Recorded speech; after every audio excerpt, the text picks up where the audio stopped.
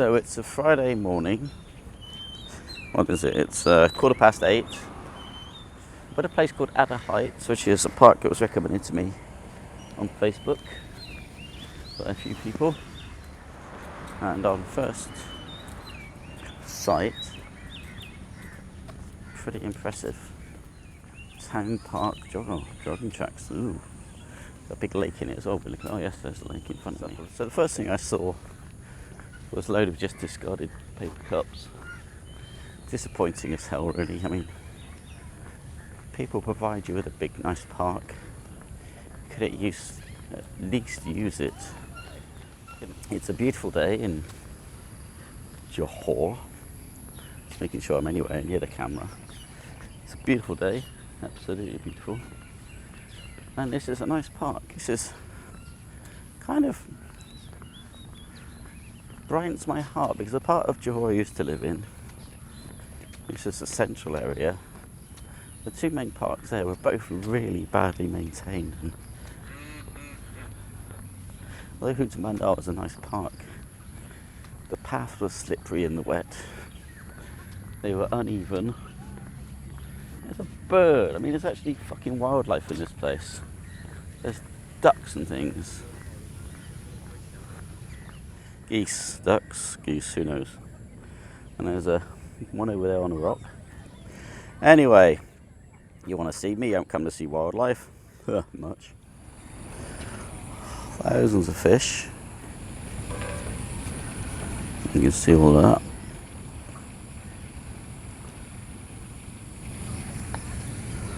Right, back to the most important person, me. Yeah, that's right.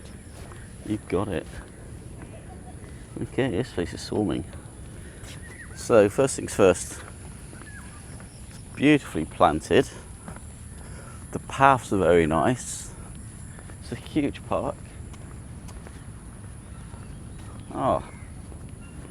Johor has stepped up its game in the parks. These newer parks, which I'm guessing have been put in by developers as opposed to a local council, which would explain a lot. So when I say that, I mean, like, obviously developers have to often put green spaces in for planning permission. That's kind of part of the deal. You want. So we're going to walk around the lake rather than the whole thing. First of all, just because it makes me happy. Let's have a quick look, shall we? So behind me is the lake.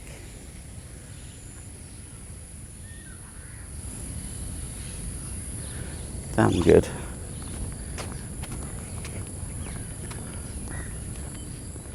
Also, what parks like this show is if you build them with the facilities, people will, of their own accord, go out and get fit, go out and train, go out and walk. Malaysia's the most obese country in Southeast Asia. It's not surprising when you see the amount of shitty fast food that's on sale here. All of the cancerous American fast food franchises have wheedled their way in here with their disgusting fare. Good morning. Hi, good morning. Say hello to the world. Yeah, you know. Yeah, you know. So this is what people like here. Everyone's friendly. This is what makes life fun. If you build good facilities, people will come and use them. And this is maintained as well. The hedges are cut. Grass is kept short. I don't know how long this lasts. A lot of these things, as the buildings and the estates get older, the companies seem to lose interest. But for now, this place is beautifully looked after. Very nice. And now we're having a nice walk. Dato Onn there's been a lot of new homes around here, so. Morning. Good morning, sir. So, got a basketball court behind me, which is good, and a kids' play area. It's another nice thing here Morning. It seems that you can ride your bikes on the tracks, which I think is fucking superb.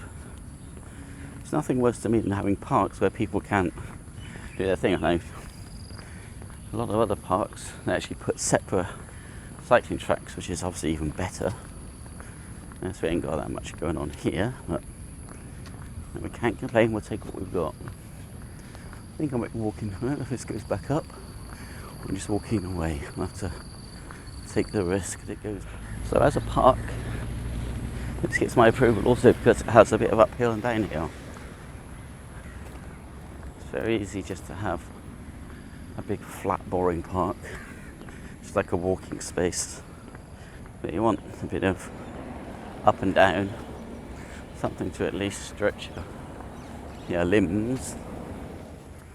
On YouTube, 300 to 500 hours of new material is released into YouTube every minute. Let that sink in. So how do you even get found? You know, you're a new vlogger. How? Oh my god, the sun's killing me. It's right in my eyes. Yeah. How do you even get found in the vlogging scene? How do people know where you are? How do they find your content? There's all this talk of, well, you've got to put great tags. It's all about the title. Got to put in the thumbnail. Blah, blah, blah. Well, I'm an English vlogger based in Malaysia. I eat the local food. I go to local places. I do local things like walking around parks. And my local crowd just haven't taken to me. I see plenty of people that come to Malaysia on a 2-week holiday, produce a video. They always proclaim, and this is the thing I have to do, I guess I'm not going to, but I would have to do really, which is proclaim Malaysia is the greatest country in the world. Malaysian food is the greatest food in the world. Whatever else. You know, you got to basically just over the top lie about everything, and then they all come flocking towards you to give you their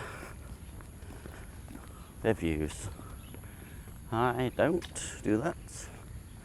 I don't say Malaysia's the greatest this or the food's the greatest that. I don't think it is. I think it's a good country, nice country. Like every other country, it's got lots of issues. I don't think the food's the greatest in the world. There's some food here that's very good. Some food that's to die for. But I've been to plenty of places where the food is better. Good morning! So, what happens as a small YouTuber is you slowly find people, or people find you, and if you're lucky they click the subscribe button. You know, you really are lucky to get found by anybody. So frankly, to get one subscriber who's not a family member or a friend is the beginnings of a success to me. That is beautiful. And I don't mean me, no, silly. This park is beautiful. I like the fact that behind the park you've got a palm plantation. I haven't seen any lizards yet though. You'd think there'd be a lizard or two. I say lizard, I mean monitors, the big ones. But I haven't seen one, which is a bit of a shame. If you get big enough, you can earn some money.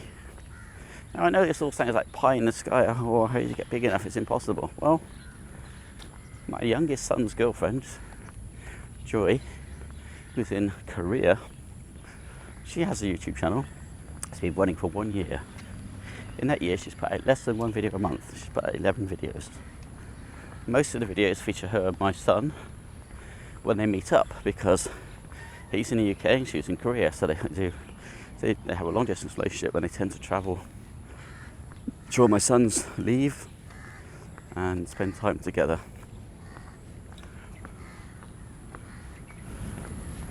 And she puts those films up, and they're very nice, very cute. And she puts the videos out. Now, She hasn't put a video out for weeks. She's getting between 10 and 5,000 views a day. She's gaining 40 or so subscribers a day.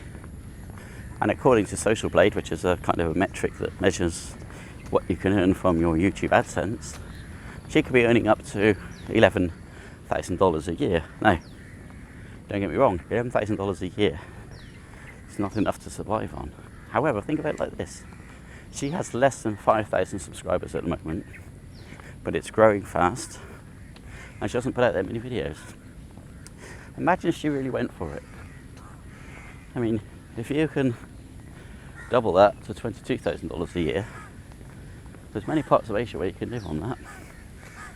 Unless she lives in Korea, surely in Asia. If you're successful and popular like she obviously is, well then obviously you can make a lot more. And that's kind of the point, you know. There are plenty of people out there with 50,000 subscribers. So if she could earn 11,000, people with 50,000, you could do a math and say, well, maybe she could earn, you know, $50,000. I don't think that's the way the maths works, but you know what I'm saying, you know? There are a lot of people out there with $50,000, 50,000 subscribers. Believe me, I don't think most of them are earning that. I think most of them are probably lucky to earn maybe more like 20,000. But subs is only one metric after all.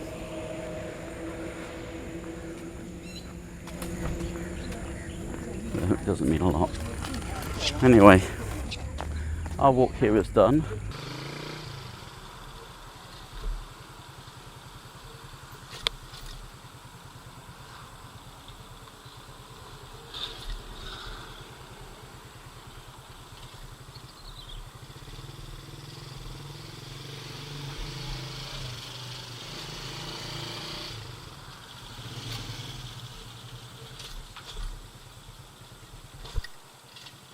Another reason I like this little bike. Wouldn't take the Kawasaki here, will I?